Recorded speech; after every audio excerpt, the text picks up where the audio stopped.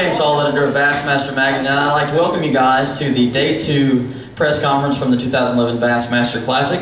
In case y'all haven't seen the final day weigh-in, or I'm sorry, today's standings, second day standings, they are Kevin VanDam, total of 41.11, Brent Chapman, total of 38.1, Aaron Martens, in third place with 33.2, Brandon Palaniuk, 32.8, and Scott Rook, 31.11.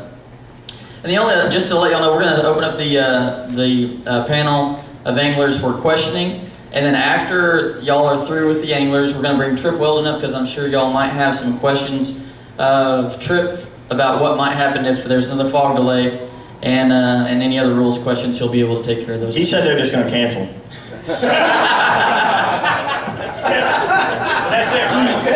Congratulations, Kevin. And the only other thing I'd ask before we start is we are live streaming to Bassmaster.com. We got a lot of fans out there watching this thing, and the camera's shooting right down this aisle, so if we can keep it kind of clear right here. Got a little bit crowded yesterday, so if we can keep it clear, that'd be great. Anyway, we're going to go ahead and open up questioning for our top 5, and Mr. Storm. John Storm, a Bass fan. Kevin, I was at the table when you weighed in. Scott was there. He said he'd catch a 2-pounder, you'd catch a 5. Derek Gremmons was there. He said he watched you catch 10 4-pounders. Is it just something? If I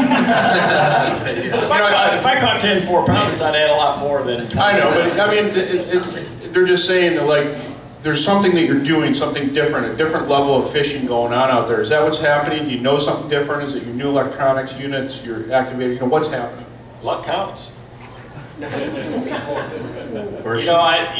don't know. It's we're all fishing there, and the fish are roaming around. You can't visibly see the targets where they're at or anything like that. So it's yesterday I felt like I should have had a lot better day than what I did. I was, when Scott and I practiced in there, we knew what the potential was, and we talked about it. And I mean, you catch a 30-pound bag there, I think pretty easy if you hit the timing right. There's that kind of numbers of quality fish there, but getting them to bite is, as we saw today, is really hard. So I mean, I was real fortunate. Yesterday I never got a big bite. Today I got 2.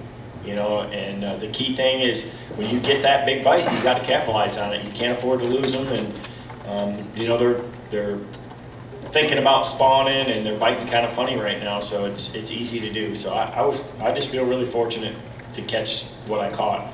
I mean, it took me a long time to catch them. It's you look at it when you weigh in, and it's like, oh geez, you caught the heck out of them, and it was a grind. It was a grind yesterday. It'll be a grind tomorrow. Very good. Yes, sir. Right. Here's a microphone. If you're talking to that, the folks at home can hear the questions as well. Brandon, what's it feel like? Yeah, it's like I'm living in a dream. I'm sitting on a row of tables with all the guys I grew up idolizing, and to be able to fish next to them. I've learned a lot this week, not just about fishing, but how to manage the spectator boats, all kinds of different things like that. And I mean, that's something that you can't just read in the magazines. Read in Bassmaster magazine, that is. Correct. When he says the magazine, I assume that's what he's talking about. All right, very good. The next question. Yes, Andy Crawford.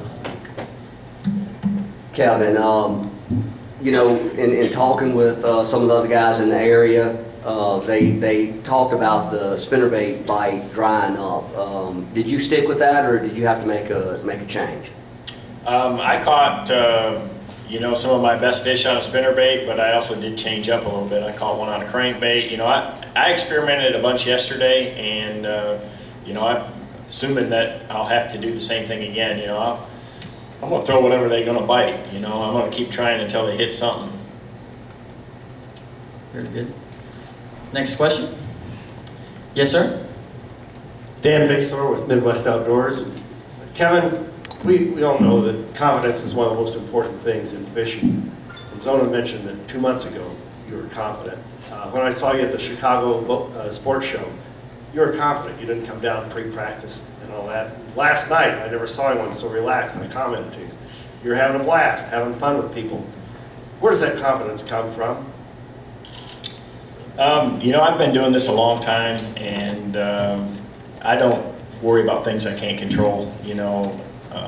I know what my strengths are, and I know how I like to fish, and so that's what I try to do, you know. And this is a place that fits my style real well. I'm not a guy that likes to sit around and drown a worm and, you know, drag a Cinco around or, you know, fish super slow. So, you know, it fits my style. You know, it's not a cold weather situation where you got to punch mats and things like that. Even that's a little tough for me, but, you know, you got to believe that you can win. And, you know, one of my sayings is it's all about attitude. And, you know, if you got a good attitude, good things generally happen. If you got a bad attitude, you know, bad things are probably going to happen to you. So I just keep telling myself that, hey, it's going to happen. You're going to get a good bite. And sometimes it does. Sometimes it don't. If it doesn't happen, you know, I'm not going to get too upset about it. You don't see me when I lose a big fish stomping and breaking rods and things like that. I just, you know, that's not going to change anything, and it's not going to help you get that fish back. So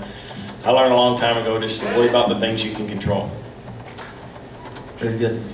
Yes, sir. Down in front. Oh, I'm sorry. No, we're going to go right here, and then we'll get back to the back. Brent, I believe you're the only one of the fivesome up there that's making the long run. Do you think you're going to do that again tomorrow, or are you going to break in and follow these four guys wherever they're going?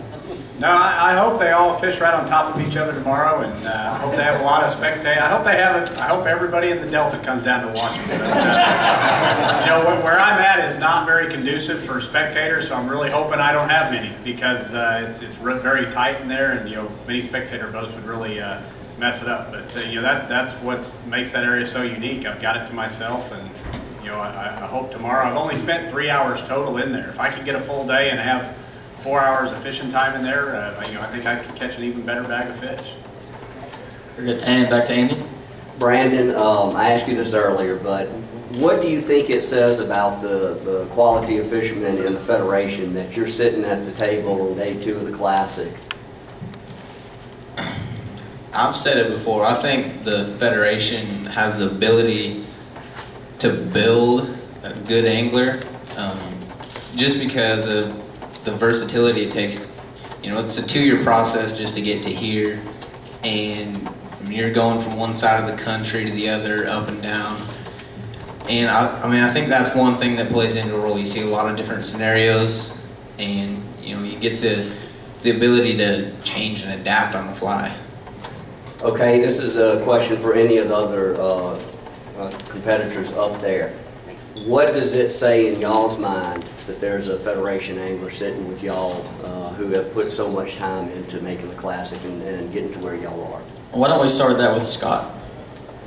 What was the question? We're gonna have to pay attention, Scott. I was trying to figure out how I'm going to beat VanDam tomorrow. My mind was somewhere else, I'm sorry.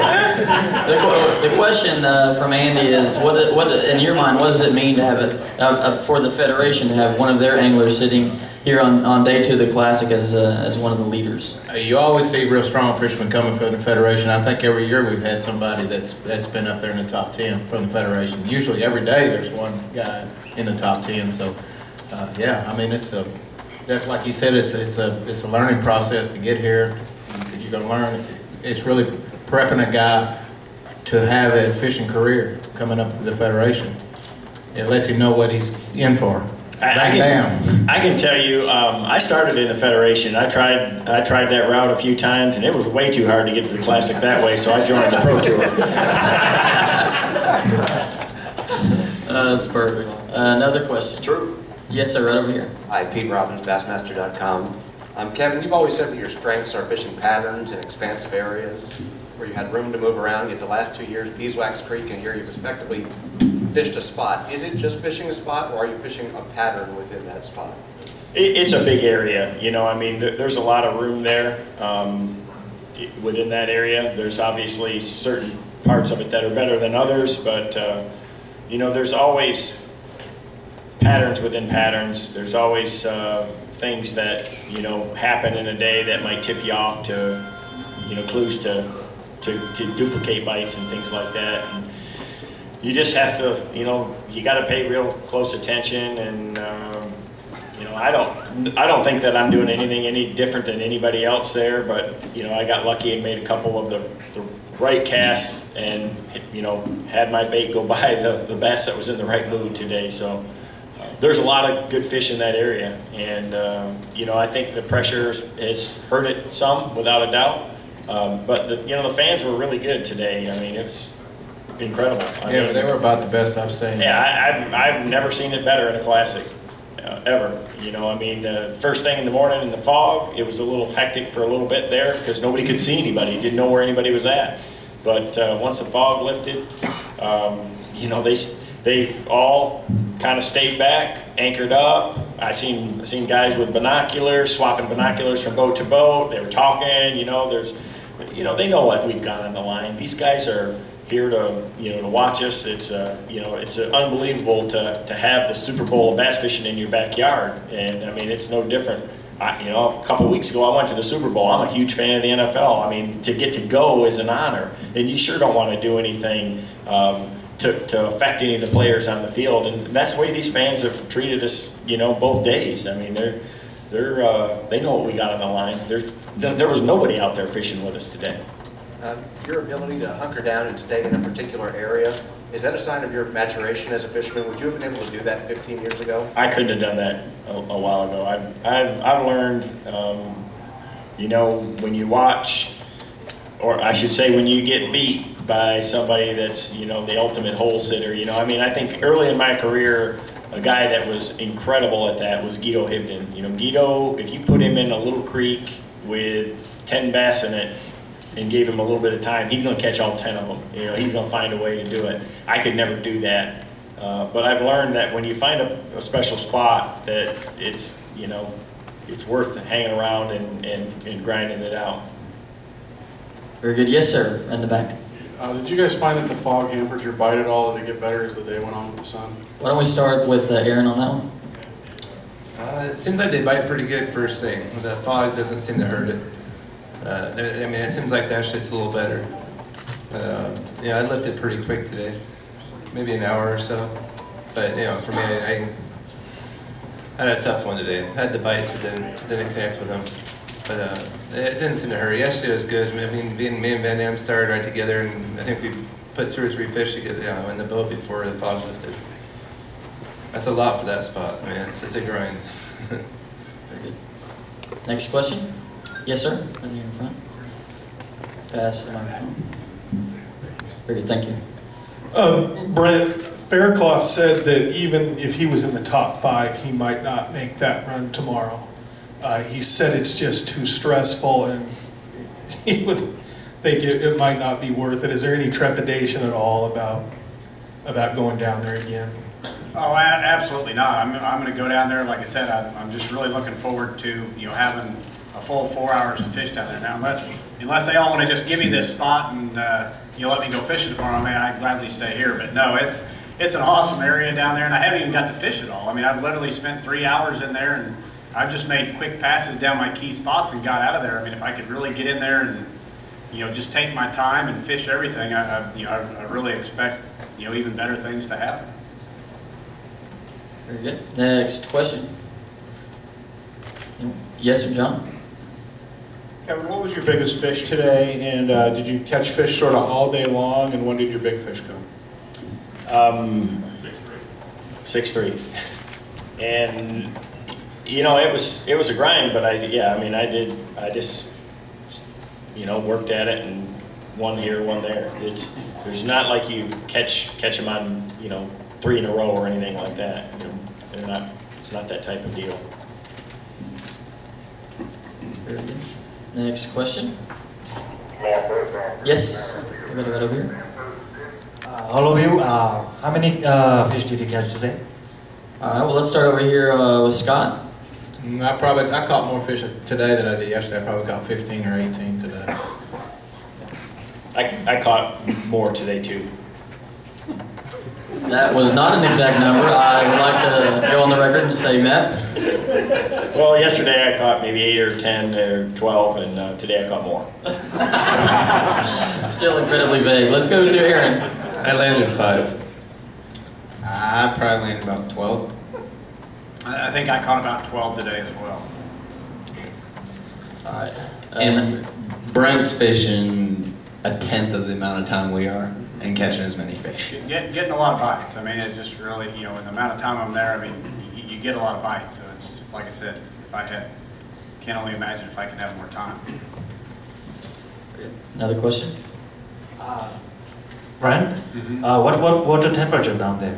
The water temperature down there is considerably cooler than it is up here. It's amazing how fast this water warmed up here. I came up Sunday and fished that area they're fishing, and didn't have any bites. The water was, I think, in the low 50s then, maybe mid 50s. But down where I'm at, back in practice, early in the week, it was in the low to mid 40s, and the fish were biting pretty good then. Now it's in the upper 50s. Very good. All right, guys, any more questions? Any more? Going once? Going twice? All right. We go one right at the end. John Phillips comes up with a hand. Yes, sir, John. Kevin, every year you usually come out with a new bait. Are you fishing a secret lure this year? No. Very specific that time, Kevin. Thank you. All right, guys. Anything else before we let these guys go get some supper? All right. What we're going to do is we're going to let you